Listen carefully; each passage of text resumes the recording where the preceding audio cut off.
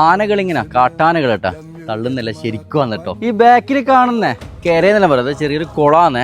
ആ കുളത്തില് കാട്ടാനകൾ വന്നിട്ട് വെള്ളം കുടിക്കുന്ന സ്ഥലം. ഇത് നല്ല വളരെ വൃത്തിയുള്ളൊരു കുളമായിരുന്നു കേട്ടോ. ഭയങ്കരമായിട്ട് നമ്മൾ പണ്ട് ഇങ്ങനെ കല്ലക്കി നേർന്നിട്ട് സെറ്റാക്കുന്ന സ്ഥലമാണ്. കാരണം ഒരുപാട് ആൾക്കാർ ഇഷ്ടിയൊക്കെ ഉണ്ടാക്കാനും വേണ്ടിയിട്ട് പിന്നെ ഈ സൈഡിലൊക്കെ ഇട്ട് ഇങ്ങനെ വെള്ളം കളക്ട് ചെയ്യുന്ന സ്ഥലമാണ്. ഈ പ്ലേസ് എന്ന് പറഞ്ഞാൽ വളരെ മനോഹരമായ ഒരു പ്ലേസ് ആണ്. നിൽക്കാൻ പ്രത്യേക ഒരു പീസാണ്, പീസായിട്ടുള്ള ഏരിയ ആണ്. നല്ല രസമാണ്. ഇങ്ങനത്തെ സ്ഥലങ്ങളിലാണ് കുറച്ച് ಆಳ್ಕಾರ വന്നിട്ട് ಇದುപോಲത്തെ ವೇಸ್ಟ್ಗಳೇ ದಯವಿಟ್ಟು ಕರ್ನಾಟಕದವರೇ ನೀವು ಇಲ್ಲಿ ಬಂದ್ಬಿಟ್ಟು ಕಸ ಹಾಕಬೇಡಿ. ಯಾಕೆಂದರೆ ಒಳ್ಳೆ ಜಾಗ ಇದು, ನೀವೇ ಕ್ಲೀನಾಗಿ ನೀಟಾಗಿ ಇಡಬೇಕು.